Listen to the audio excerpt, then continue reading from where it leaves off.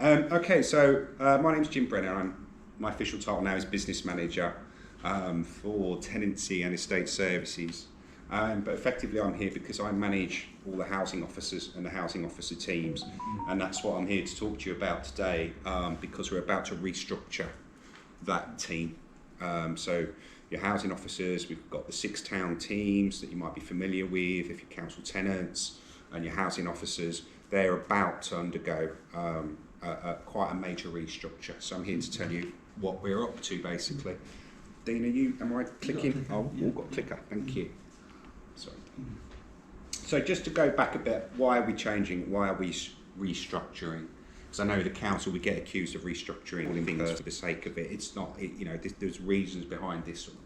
So for a start, the service area has not been reviewed for some time. Some of you will remember a previous manager called Norman Fletcher.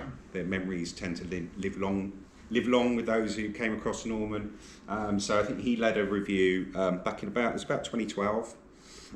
So over 10 years ago that we looked at those teams, and the service has changed quite considerably in that period. So it was right that we looked at our structure. We had an external review of that service back in 2019, just around the time that my boss Nigel Colombo rejoined the service, and that external review said that there were some inconsistencies in the way that services were delivered between the 6 towns of Samwell, and also that there was some duplication between what those teams were doing and some other teams were doing as well. So in other words, more evidence and ammunition as to why we needed to look at the restructure and look at the roles that we're undertaking. The way that we work, our processes in that team have been redesigned. This was an exercise that actually started just prior to the COVID pandemic, but it's fair to say that the COVID pandemic really accelerated that process. We wanted to look at the way that we work, remove any duplication, making sure that where it was appropriate for tenants to self-serve, that they could do so, and to make our services more accessible. So we went through a big process. We had over 70 different tasks or services that we deliver across these teams, and all of those were looked at and redesigned. And as I've mentioned, COVID-19 did accelerate those changes in how we work and how customers access our services. So we went from being in 2019, having those local teams, having officers who were predominantly office-based and who would leave the office on occasion to go out and do visits and come back to the office.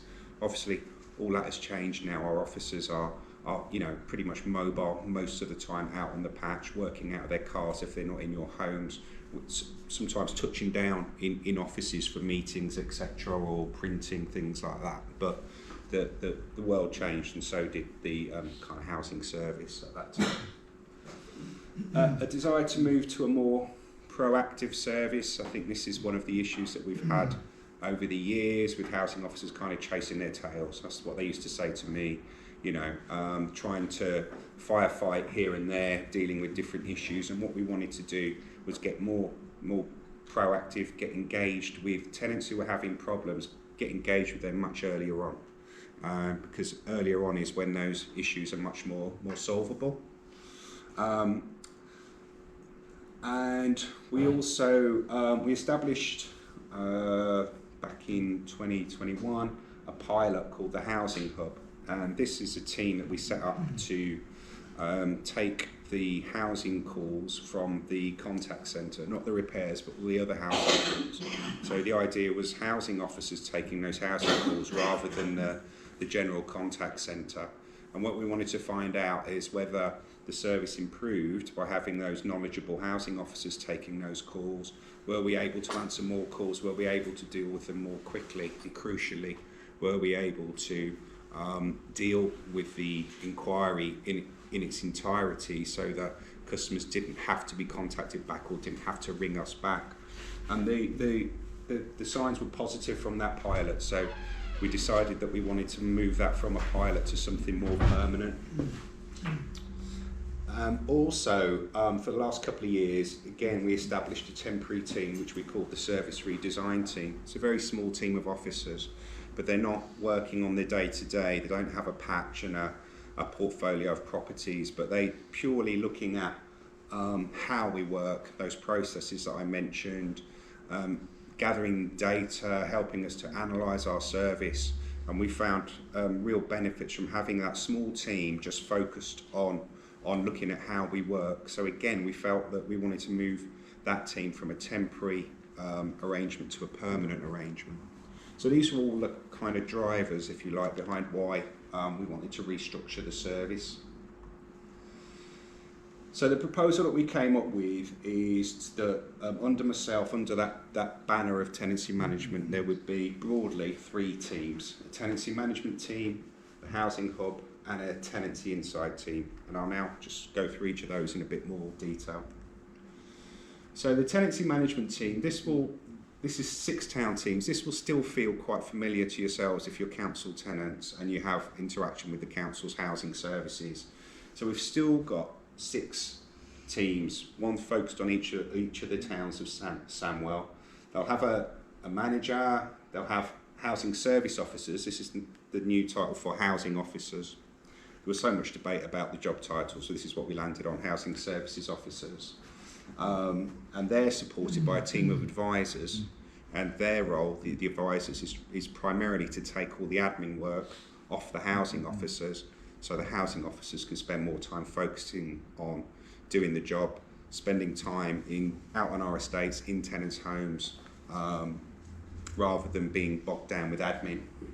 And housing services coordinators, who are effectively managing these housing services advisors, so providing that kind of supervisory role, and also assisting the town managers with things like council inquiries, MP inquiries.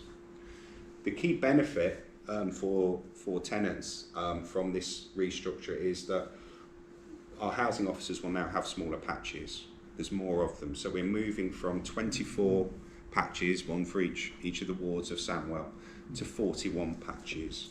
So the idea of that is that those officers will have more time to spend on a smaller patch, getting proactive, like I said, spending more time dealing with working with tenants earlier on.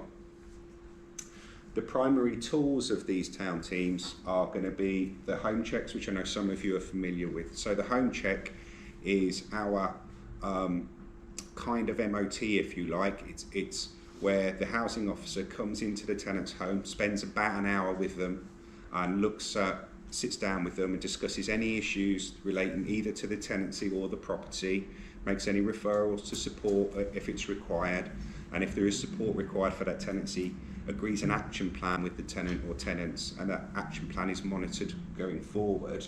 And we've got an ambition to home check all of our tenants within a 3-year period. We've done over 2,000 of them so far, and we're hoping to significantly ramp up the speed at which we're doing those home checks at the moment. And also estate inspections, so this is checking the communal areas on our estates to make sure that they're clean, tidy and safe from any obstacles or any repairs issues are picked up quickly. And those estate inspections are done in conjunction with our caretaking teams as well. Safeguarding will continue to be a vital service. Housing officers are often the first to know if there's some serious safeguarding issues within a home, and that will continue to be a priority for the way that they work. The Housing Hub, which I mentioned earlier, is that dedicated housing team dealing with that first kind of point of contact for inquiries from customers. So they're focused on managing that initial customer contact and trying to resolve that contact as much as possible as they can at that first opportunity. Their focus is on the tenancy management calls that come in. So it's not the repairs or any wider, it's purely those kind of housing issues, housing inquiries that we receive. So they're supporting the council's corporate contact centre. They will also, as well as delivering that telephone service, deliver the housing receptions that we still have in 3 of the towns, and also there's potential to deliver housing surgeries. So if we get particular demand to be out in the community regularly, we see the Housing Hub officers doing that, and we are currently running some surgeries in the towns where we don't have those local housing officers. So the housing hub consists of housing hub officers. They're the ones that will do the majority of the work, and we've got 30 officers in that team, and they're supported by housing hub coordinators and an overall manager as well, manages that team. And yeah, so they're focusing on two key issues. One is what we call single contact resolution. So sorry, that's a bit of a mouthful, but basically it means that if a customer contacts us, we want to try and deal with that 100% of that issue, so they don't have to call us back. We don't have to call them back. They don't have to ring us later to say what's going on with my inquiry. The idea is that they deal with it in their entirety. Now that's not always possible. We've set a target of 80%. We think that once we've got this team fully up and running and fully skilled, we can deal with 4 out of 5 of those inquiries in their entirety when they come in. And you think about the benefits that will deliver for the rest of the teams, because that inquiry is not being passed on to the housing officer or elsewhere. It's not getting lost in the system, which unfortunately sometimes happens. So we think that will have not only provide a really good service for the customer, but also have real benefits to the rest of the housing teams.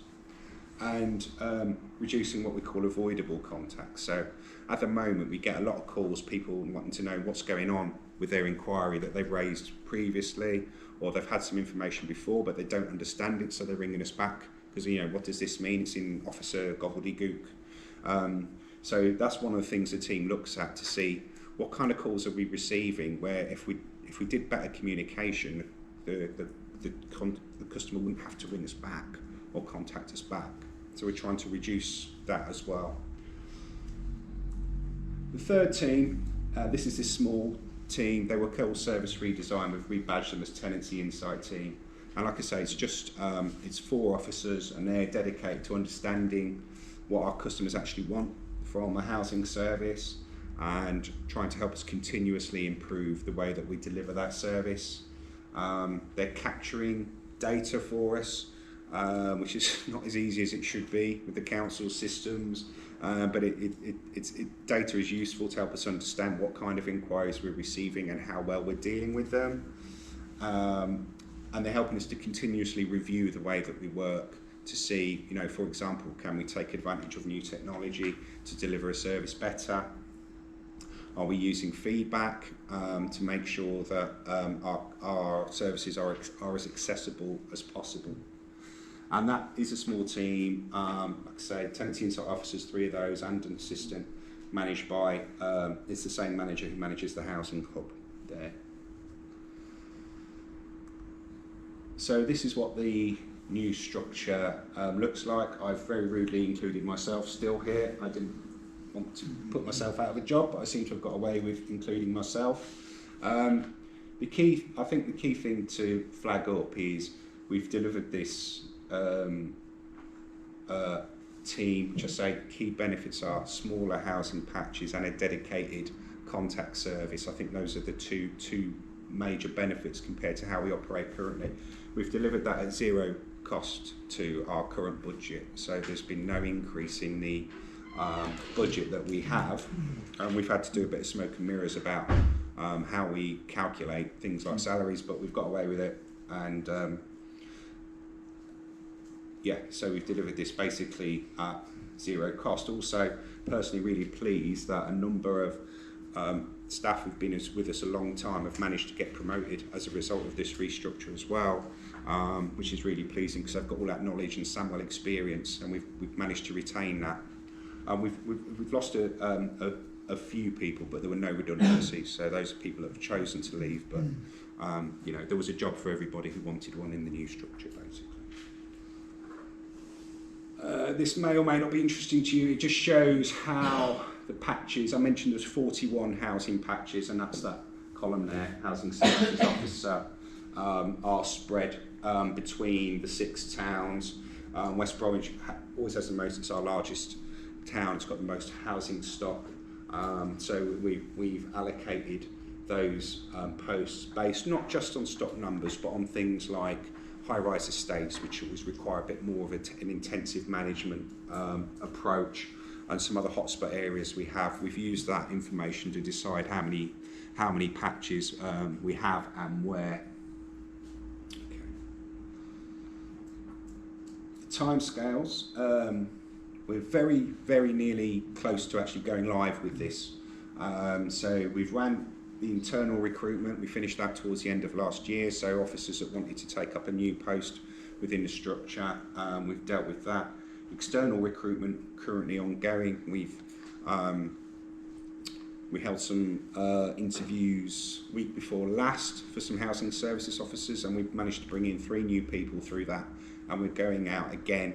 I think that's closing either this week or next week to try and fill some more of those vacancies. And also we've got interviews going on this week for some of the housing hub officer posts as well.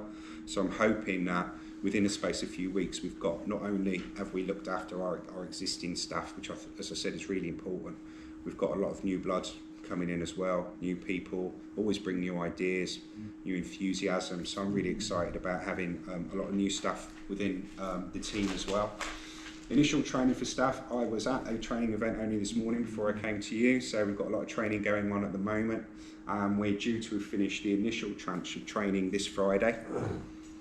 And then once that training has happened, I think we're in a position to go live with this. I'm just waiting for finance to tell me how quickly they can make sure everybody gets paid, which is quite important to people really.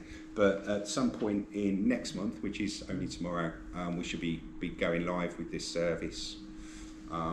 So yeah, we'll still be carrying some vacancies, but I feel we've got it.